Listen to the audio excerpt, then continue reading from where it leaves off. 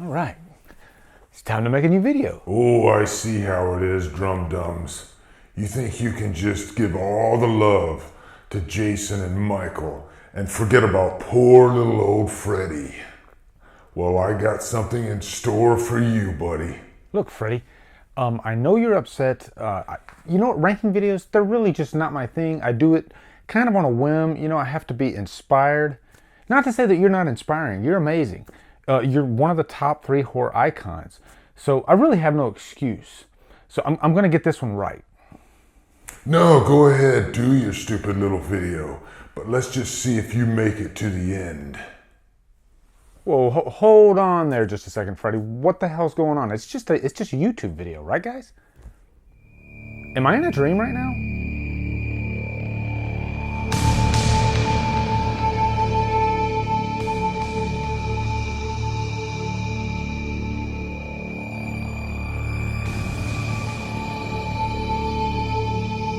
So what's up, guys? My previous 2 ranking videos for the Halloween franchise and the Friday the 13th franchise were really popular, I guess. They did really well.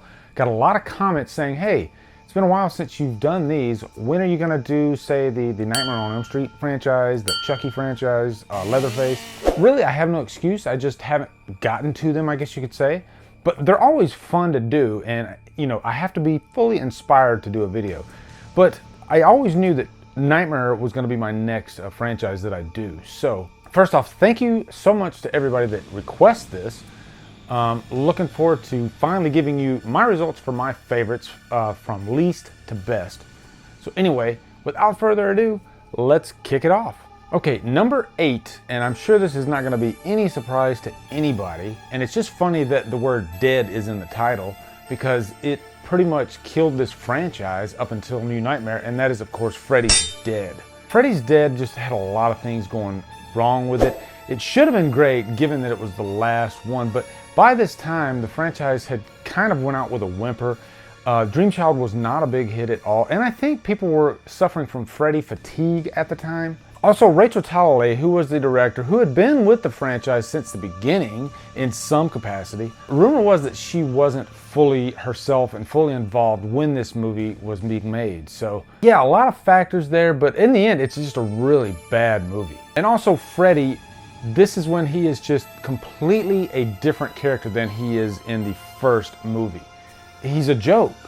And I like my Freddy dark and sinister, and we'll get more into that later in the video. Now, from this point on, I like all these movies. I'm gonna say that first off. And my number 7 is gonna be The Dream Child. The Dream Child is one movie that when I first watched it, I don't even remember if I finished it, but I wasn't that impressed at all. And then when I was doing my reviews for all these movies, when I watched this one again, I had a blast with it. I'm not gonna lie. It's not a good movie at all, but there's some greatness about it. And first off, director Stephen Hopkins, have to give him major props because this movie, if you really watch it, it has a strong director's vision. You can tell that he wasn't lazy with this movie. He went into this with a vision. He wanted to make something special. And he really wanted to put his stamp on it, and he did that. This one is probably the most like psychedelic nightmare movie there is. It's not for everybody, I will say that. There are a lot of people that hate this movie. I even hated it at one time, but I grew to appreciate it. And if I had to really pick it apart, I think the thing that I like the least about it is Freddy. But everything around Freddy is great. The death scenes are really cool, great practical effects, especially the motorcycle death scene. That scene is just insane to look at. So yeah, Dream Child is my number 7. Number 6 is a really good nightmare movie, and this is Wes Craven's New Nightmare. Really, New Nightmare came out at the wrong time. This was in the first half of the 90s. This is pre-Scream, and I think people were just kind of sick of horror movies at the time, or at least slasher movies. And they were sick of Freddy at the time. So Wes Craven comes back, gives them this arguably really good movie, competent movie, but people just maybe they weren't ready or they just didn't care. And also, this isn't like full-on Freddy. This is kind of a different version of Freddy, but there's a good story there. I like Wes Craven's vision for this. And you know what? It's always nice to step outside of the normal franchise and venture into this one. because it's just fun. It's a different take on the franchise. And I think of all the big three horror icons, they all have that movie that kind of steps outside the franchise and says, hey, let's try something different. Might not work, but hey, let's give it a shot. And that's what New Nightmare was, and I enjoyed it. All right, guys, this section of the video is recorded a day after the fact, a day after I recorded the actual full video. And the reason being is because I forgot to include Freddy versus Jason. I don't know what the hell I was thinking. How could you not include Freddy versus Jason? It happens. But I figured this section of the video right here would be perfect to place Freddy versus Jason. It's just a little bit better than New Nightmare in my mind, but not as good as the remaining movies in the video. Having said that, I love Freddy vs. Jason. It is a fun, kick-ass ride. And one thing that I will say about this movie is that given how many scripts were written for Freddy vs. Jason and how much time had went by before they finally got this thing off the ground, it's amazing that we got the movie that we got. Does it have problems? Yes. I don't like the Jason in this movie, but he serves the purpose. Would I have loved Kane Hodder to be there, or even, CJ Graham? Yes, of course. Kane Hodder would have been fantastic in this. That's not to say that Kane Hodder is my favorite Jason, but for this period in time, I think Kane Hodder would have been great going up against Robert Englund. But yeah, I mean, it's a really cohesive story. The writers, they respected the source material of both franchises. Not an easy thing to do whatsoever, but they did it. So I have to give them props for doing that. And at the end of the day, I watch Freddy vs. Jason all the time. It's a fun ride of a movie. That's what it is. It's like a roller coaster ride. And I don't mind all the characters outside of Freddy and Jason, like Monica Keena, like Jason Ritter. They all are fantastic. Number 5, this one might be controversial to you guys, but I've always defended this movie. It's gonna be the remake. I actually dug the hell out of this movie, and I think one thing that made me enjoy it was, at the time, I wasn't like this massive Nightmare on Elm Street fan. I loved the first couple movies, but once it started venturing far away from, the dark Freddy, that's when I started losing interest in it. So this was kind of a return to form. I liked Jackie Earle Haley as Freddy. He did a really good job. He didn't try to copy Robert Englund, and he made this a really dark and sinister, even vicious Freddy. But he still had a little bit of that playful side to him, but yeah, he made it his own. Also, the biggest complaint I hear about this movie is the characters. Again, I think if you are in a situation like these characters are in and they're young, I can't say that they wouldn't act like that. I really can't. I mean, when people are dropping like flies around them, it's gonna be a really depressing state to be in. And they felt real. That's my biggest thing with it. They didn't feel like caricatures, or like, say, the Friday the 13th remake where they're trying to copy Superbad. Because those characters in that movie, they felt like they were trying to recreate what Superbad did, and it didn't work. But these characters felt real. Number 4 is Nightmare on Elm Street Part 4, The Dream Master. This is Rennie Harlin's second movie, and I always got a kick out of the backstory of this, how Rennie Harlin was almost a homeless guy at the time, just begging and begging and begging to get this part. But what's so great about The Dream Master is, first off, I love the music in this movie. Vinnie Vincent Invasion has a great song, and it kind of borrowed a little bit from the vibe of Part 3. Really, Part 3 and Part 4 make a great double feature. But this one feels the most like the MTV Freddy movie, but in a good way. You had some really inventive nightmare scenes, especially like the pizza and the Roach Girl. Even though I wasn't the biggest fan of the Roach Girl, it still got Rennie Harlin's stamp all over it. You can tell that he had a blast making this movie.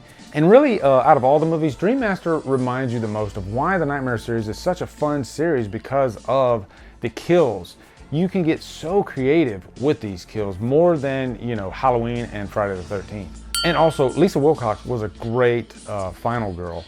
And that's a hard thing to do, when you're the 4th movie into the franchise. Okay, another controversial one here for you at number 3 is Freddy's Revenge. This one is probably one of the most debated. And also, this movie was voted, I guess, the gayest horror film of all time, or one of the gayest horror films of all time, and it's unintentionally gay. But there's a big reason for that, and if you watch the Never Sleep Again documentary, they go all into that. And as a matter of fact, that section of that documentary is the most interesting. But Mark Patton as Jesse is a big reason why I love this movie.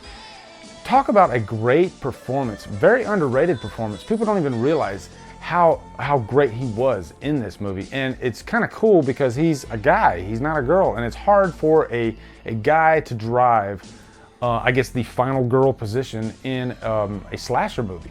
But also Freddy in this movie is so dark, so sinister, even more so than the first movie. I loved the way that Freddy would just constantly toy with Jesse, and that relationship between those two characters was so interesting throughout. You know, he wasn't trying to kill him.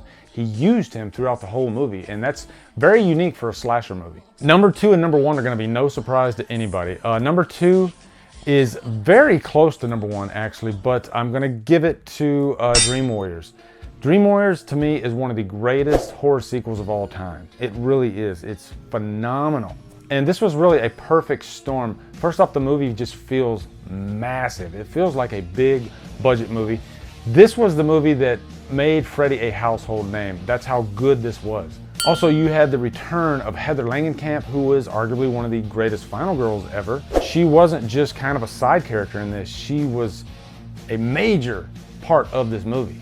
And every single character in this movie is equally important, and that is a really hard thing to do in a slasher movie. For the most part, if you get one big character besides the killer himself, then you're off to a good start. But not this movie. Every patient that was in that mental ward, they all had a purpose in this movie, and they all came together and they wanted to defeat Freddy.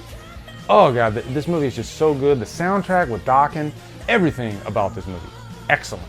And then, of course, number 1, the original Wes Craven's Nightmare on Elm Street is one of the greatest horror films ever. It really is. And it's one of the most unique. I love how unique this movie is and how it was based kind of on a true story about a boy who was afraid to go to sleep because he was scared he was gonna die. And you know what? He did die. So if you take that story alone, even without the killer, it could make for a great horror movie. But then Wes Craven creates this iconic character in Freddy Krueger and gives him this really interesting backstory without giving away too much, which is a mistake that the remake did. And then he gave you Heather Langenkamp as Nancy, fantastic final girl. Love the end of this movie, how she used the booby traps to take on Freddy, to pull him out of the dream world. So many great things about the original. And it's definitely the one that I watch the most still. And I can't not mention the score. And you don't hear people talk about the score that much for the original Nightmare on Elm Street, but it is very effective, very creepy. And one thing that people do say all the time is the 1-2 Freddy's Coming For You song. So that's it, guys. That's my Nightmare on Elm Street ranking video. Post in the comments your ranking. Looking forward to hearing them. I'm sure I'm going to hear a lot of different results down there. And I'm going to hold off on Leatherface and Chucky.